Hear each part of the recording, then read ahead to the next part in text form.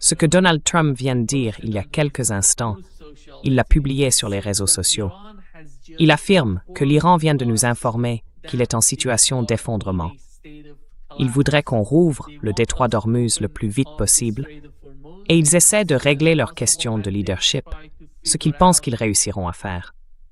Mais qui, aux États-Unis, communique avec Donald Trump pour qu'il ait cette impression, pour qu'il pense que l'Iran s'effondre? Quelle est votre compréhension de ce qui se passe réellement?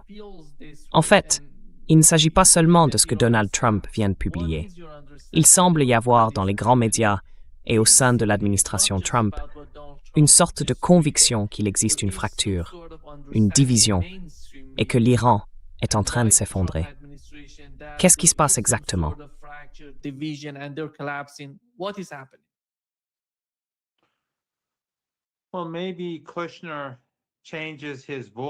Eh bien, peut-être que Kushner change de voix dans la pièce d'à côté et parle comme s'il appelait depuis l'Iran, en lui disant qu'on s'effondre et qu'il faut rouvrir le détroit d'Ormuz et tout le reste.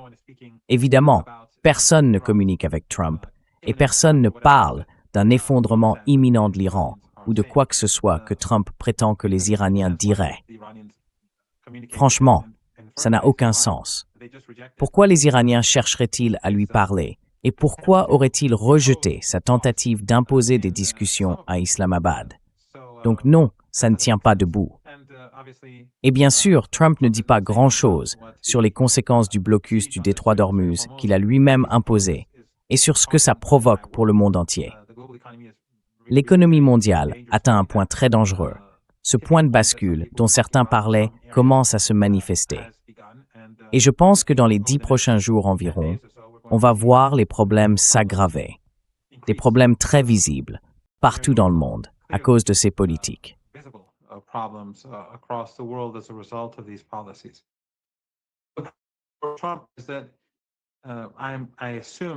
Pour Trump, je suppose qu'il espère peut-être tenir plus longtemps que les Iraniens. Mais encore une fois, c'est un peu comme la guerre des 39 jours, ou comme la guerre du Ramadan, évidemment. Les Iraniens, eux, se battent pour leur survie. Trump, lui, mène une guerre de choix. Alors que cette guerre soit violente ou qu'il s'agisse d'une guerre d'usure, dans les deux cas, les Iraniens vont faire preuve d'une grande résistance. C'est un peuple très résilient. Je pense que, partout dans le monde, on a déjà vu comment les Iraniens ont géré cette guerre, bien au-delà de ce que quiconque aurait pu imaginer, à en juger par les réactions qu'on observe un peu partout. Et je crois que, s'il s'agit d'une guerre d'usure, ce sera la même chose. Bien sûr, ce sera difficile. Et bien sûr, les Iraniens connaîtront des pénuries. Mais ce que Trump est en train de faire subir au monde entier sera encore plus difficile.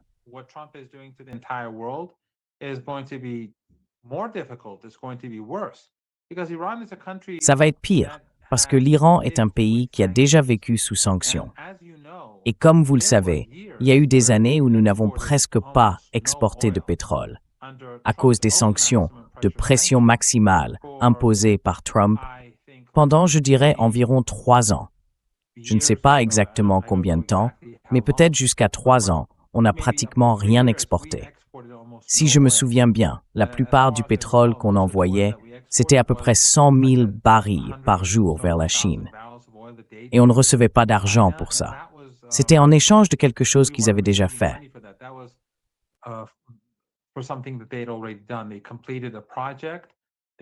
Ils ont mené à bien un projet, ils ont réalisé un projet, et c'était l'engagement de l'Iran en contrepartie. Donc pendant un certain temps, à peu près le seul pétrole que l'Iran exportait, c'était du pétrole dont il ne tirait pratiquement aucun revenu. Très peu d'argent a été gagné pendant cette période. Évidemment, ça ne facilite pas les choses. La situation reste difficile, peu importe l'efficacité du blocus, qu'il fonctionne bien ou non. C'est un autre point. Combien de navires passent réellement? À quel point les Américains réussissent à faire respecter le blocus?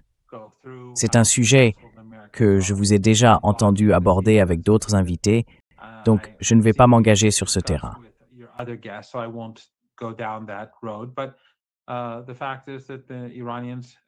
Mais en réalité, les Iraniens savent très bien que dans ce jeu d'attente, le peuple américain, les alliés des États-Unis et les responsables politiques vont finir par faire pression sur Trump pour qu'il mette un terme à tout ça.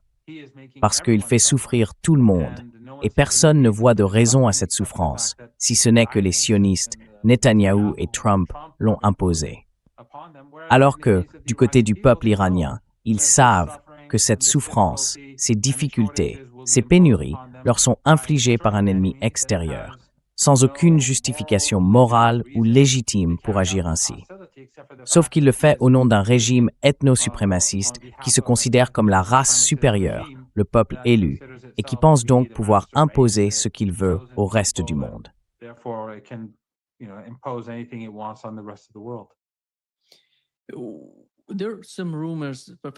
Il y a des rumeurs, professeur Marandi, selon lesquelles les États-Unis voudraient instaurer une zone d'exclusion aérienne au-dessus de l'Iran, en plus du blocus déjà en cours.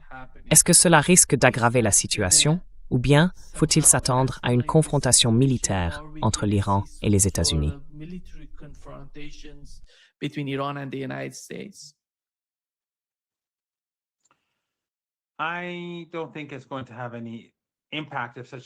Je ne pense pas que ça aura le moindre impact si une chose pareille se produit, parce que les vols iraniens vont continuer.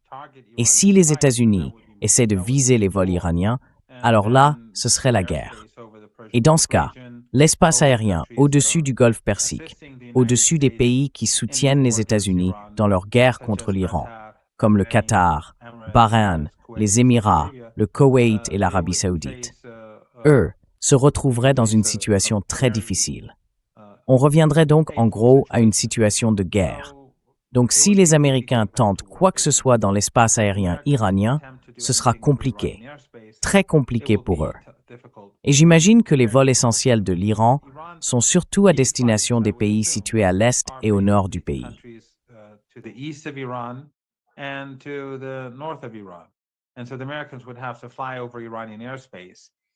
Donc les Américains devraient survoler l'espace aérien iranien pour atteindre des aéroports situés au nord et à l'est du pays. Et ça, ce serait la guerre. Il n'y aurait plus de cessez-le-feu. Le cessez-le-feu serait terminé. Et souviens-toi, Nima, comme je l'ai déjà dit, et je ne veux pas te lasser avec des répétitions, même si je le fais sûrement souvent, mais nous entrons dans la saison chaude.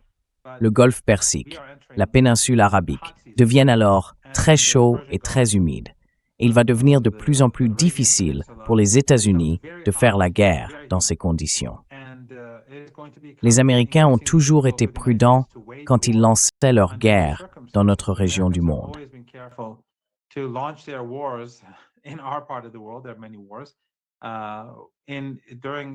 Il y a eu beaucoup de guerres pendant les périodes où le temps est agréable, comme quand ils ont pris le Koweït ou quand ils ont mené leur invasion illégale de l'Irak. C'était pendant la saison fraîche. Sur la péninsule arabique et dans le Golfe Persique, on a à peu près 6 mois de beau temps, 5 mois de chaleur très forte et très humide, et disons 1 mois ou 2 de transition entre la chaleur et le froid. En ce moment, on est justement dans cette période de transition. Petit à petit, comme je le dis, au fil des prochaines semaines, d'ici la mi-mai à peu près, je pense que les températures vont grimper rapidement et qu'il fera très chaud et très humide.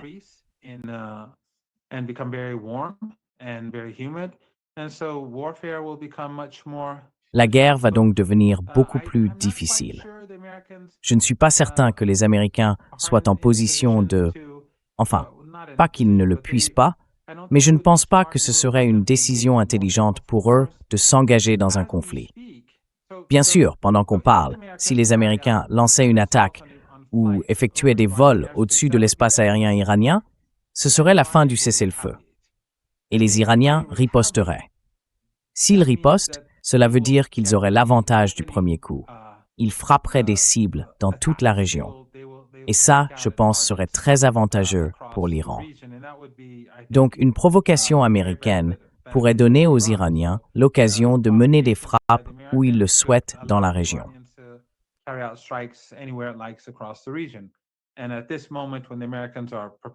Et en ce moment, alors que les Américains préparent leurs troupes et leurs forces, Je pense que cela serait très bénéfique pour l'Iran.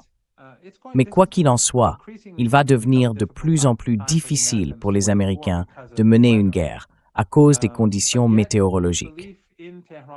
Pourtant, à Téhéran, on est convaincu que nous sommes proches d'un conflit et que les Américains veulent lancer une nouvelle offensive majeure, une sorte de deuxième chapitre de cette guerre. Ils ont acheminé beaucoup de matériel, une grande partie, voire presque tout, lié à la guerre terrestre. Et plusieurs scénarios sont discutés du côté iranien concernant une invasion au sol. Les Iraniens s'y préparent activement. D'après mes échanges avec des gens en Iran, les Iraniens sont entièrement prêts.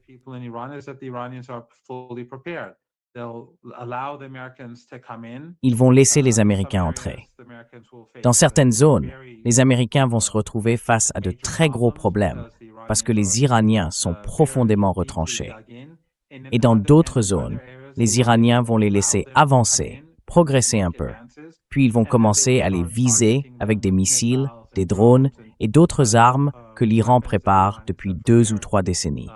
Rappelez-vous, les Américains ont complètement sous-estimé les capacités iraniennes en matière de missiles et de drones.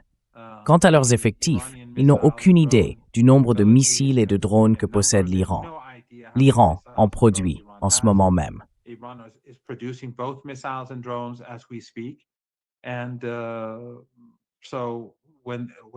Et donc, quand il est devenu évident qu'ils s'étaient trompés dans leurs calculs et que les défenses aériennes iraniennes ainsi que l'armée de l'air iranienne étaient bien plus efficaces que prévu. Quand la délégation pakistanaise est venue en Iran, les avions iraniens ont volé avec eux et ils les ont aussi accompagnés au retour.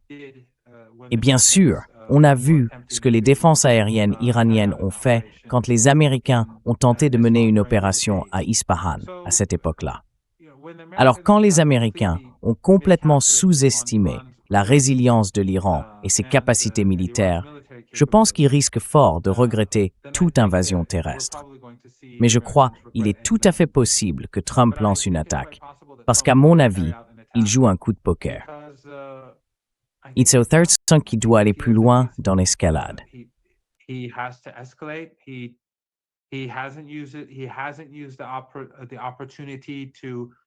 n'a pas saisi l'occasion de prendre une sortie de crise. Il aurait pu le faire quand Netanyahou a finalement accepté le cessez-le-feu après 10 jours de retard. Et l'Iran a dit « D'accord, nous allons autoriser des navires supplémentaires à quitter le détroit d'Ormuz, conformément à notre accord. » À ce moment-là, il aurait pu lever le blocus des ports, déclarer une forme de succès et dire « Très bien, passons à la prochaine étape de nos négociations. » Mais il ne l'a pas fait. Il a choisi d'escalader. Et donc maintenant, puisqu'il n'a pas saisi cette opportunité, je pense qu'il y a de fortes chances qu'il aille encore plus loin dans l'escalade. C'est pourquoi, à Téhéran, la conviction, c'est qu'un conflit majeur est imminent, qu'il est tout proche.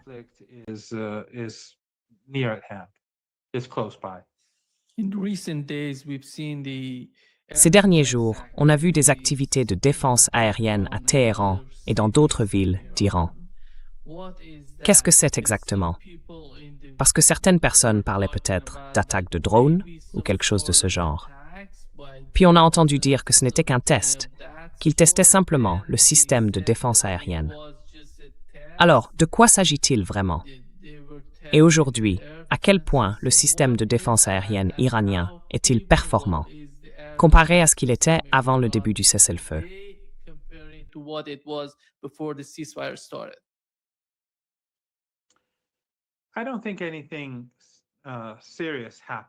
Je ne pense pas qu'il se soit passé quelque chose de vraiment sérieux. Et honnêtement, je ne connais pas l'état des défenses aériennes de l'Iran, ni les capacités qu'ils ont. Mais souvenez-vous, après la guerre de 12 jours, l'Iran a très vite renforcé ses capacités, en quoi 8 ou 9 mois à peu près.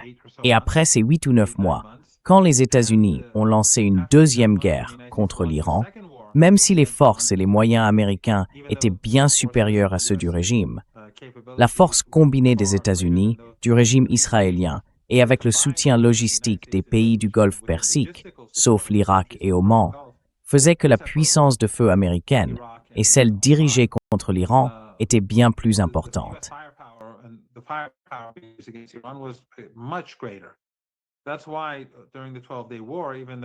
C'est pour ça que, pendant la guerre de 12 jours, même si c'était une attaque non provoquée, les Iraniens ont vaincu les Israéliens. Mais cette guerre-ci, qui était bien plus importante, a été menée par l'Iran, et ils s'en sont sortis nettement mieux, voire beaucoup mieux, que pendant la guerre de 12 jours. Depuis 2 ou 3 semaines, les Iraniens travaillent jour et nuit pour se préparer à la prochaine phase. Ils cherchent à corriger toutes leurs faiblesses, à trouver des solutions pour mieux protéger leurs ressources. Et d'ailleurs, ils continuent à travailler jour et nuit en ce moment même. Donc je pense que les défenses aériennes iraniennes, qui comportent plusieurs couches, sont aujourd'hui plus efficaces qu'elles ne l'étaient à l'époque.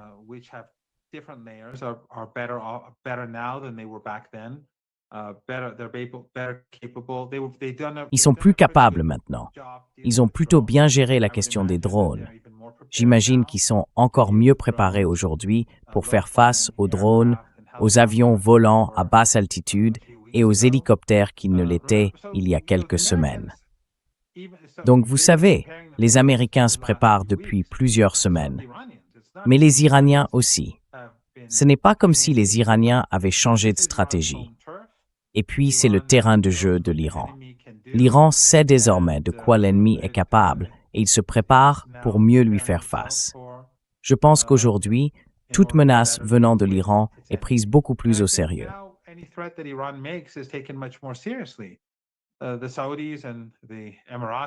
Les Saoudiens, les Émiratis et d'autres savent que si une guerre est lancée contre l'Iran, ils en feront partie. Parce que sans leur accord, sans que ces 5 pays, et la Jordanie aussi, mais surtout ces 5 voisins-là, sans qu'ils donnent leur accord aux Américains pour utiliser leur espace aérien, leur territoire et la mer, notamment le golfe Persique ou le golfe d'Oman, eh bien sans ça, il serait impossible de mener une riposte. Les Américains n'auraient tout simplement pas pu le faire auparavant, et ils ne pourront pas le faire dans les jours ou les semaines à venir. Ils ont vu de quoi l'Iran est capable. Ils savent quelle serait la réponse iranienne à des frappes contre les infrastructures vitales du pays.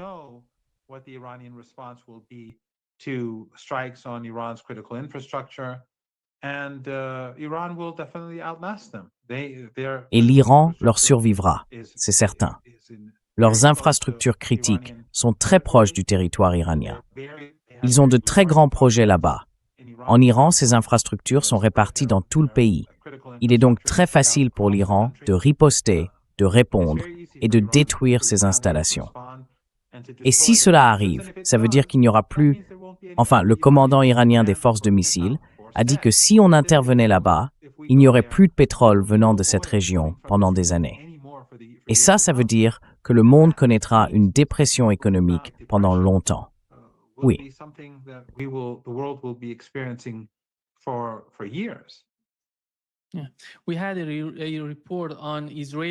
On a eu un reportage sur la chaîne israélienne 14. Il disait que des officiers de Tsahal avaient été informés, lors d'un briefing de sécurité confidentielle, que l'Iran réussissait à rétablir certaines parties de son programme de missiles balistiques. Il parlait de ces 2 semaines de cessez-le-feu. Et vous pensez quoi, professeur Marandi? On a eu une réunion après, à laquelle participaient les commandants militaires d'Iran, de Russie et même du Pakistan. Mais dans une rencontre bilatérale entre l'Iran et, vous savez, le vice-ministre au Kirghizistan, cette réunion a eu lieu. Il a dit 2 choses. La première, c'est que l'Iran est prêt. Et la deuxième, c'est que les États-Unis ne sont plus en position d'imposer leur politique aux nations indépendantes. En gros, il parlait de l'Iran.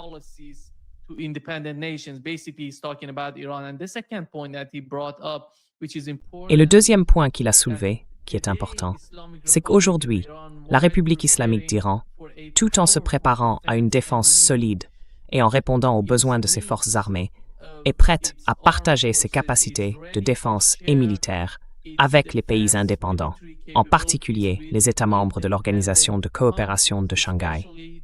Quelles sont ces capacités? On se souvient, moi je me souviens, de ce qui est arrivé à la Russie pendant la guerre en Ukraine. Vous savez, les États-Unis ont poussé la Russie à produire plus de munitions, plus d'armes, et en fait, à renforcer tout son complexe militaro-industriel. Est-ce que la même chose se produit avec l'Iran? Eh bien, sans aucun doute.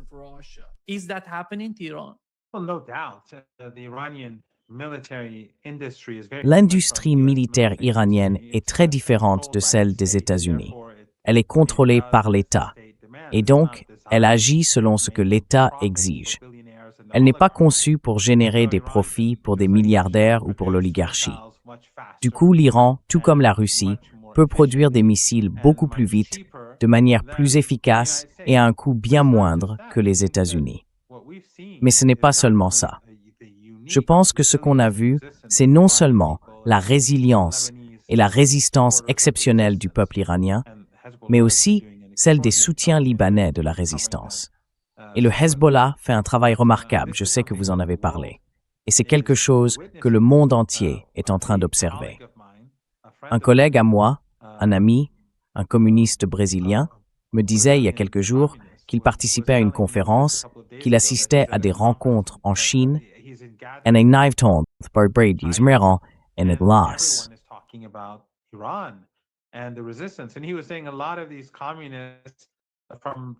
et il disait que beaucoup de ces communistes, venant de cette partie du monde, il parlait de l'Afrique, de l'Amérique latine et d'ailleurs, eh bien il disait, à moitié en plaisantant et à moitié sérieusement, qu'ils envisageaient de se convertir à l'islam chiite.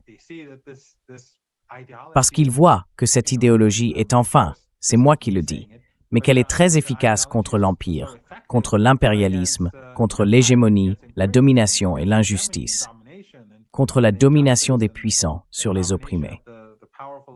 Donc le pouvoir d'influence que l'Iran possède aujourd'hui, que la résistance possède aujourd'hui, et que l'axe de la résistance exerce à travers le monde, parmi les mouvements de libération et les peuples qui affrontent l'Empire et qui considèrent la résistance à l'Empire comme essentielle, est tout simplement extraordinaire. Et au-delà de ça, il y a aussi la culture de la résistance elle-même. Et le fait que les personnes qui ont conçu la défense de l'Iran étaient franchement brillantes.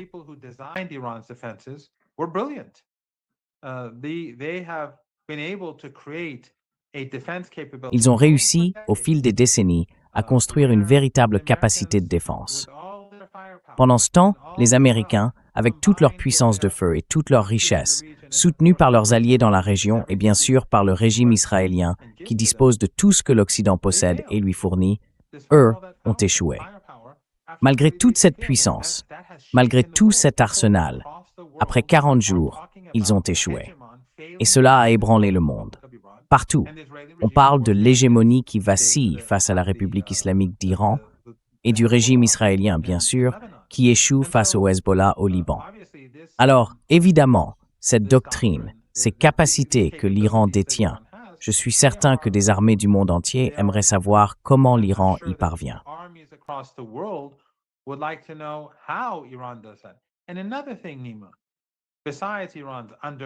Et puis, autre chose, Nima. En plus des bases souterraines de l'Iran, de ses usines souterraines et de tous ses moyens enfouis un peu partout dans le pays, des bases aériennes sous terre, des systèmes de défense aérienne stockés sous terre. Malgré tout ça, et malgré le fait que la plupart des bases de missiles iraniennes sont encore intactes, qu'elles n'ont même pas été utilisées, l'Iran dispose d'un véritable océan de missiles et de drones. L'Iran en fabrique jour et nuit, depuis des années, parce qu'en construisant ces bases souterraines, il les remplissait en même temps de missiles et de drones. Et on a vu comment des drones plus anciens ont été utilisés pour détruire des équipements américains. Même des F-5 ont servi à frapper des cibles américaines.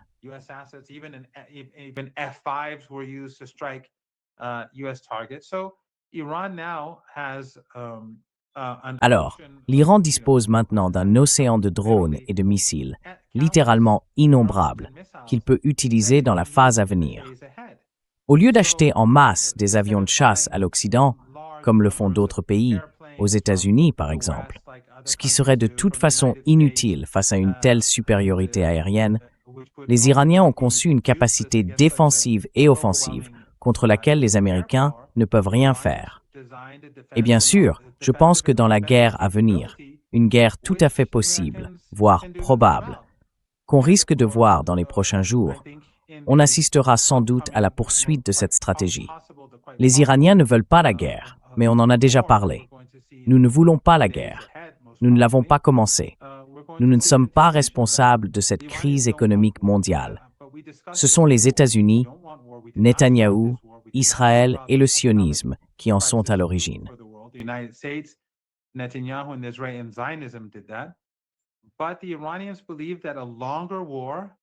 Mais les Iraniens pensent qu'une guerre plus longue joue en notre faveur.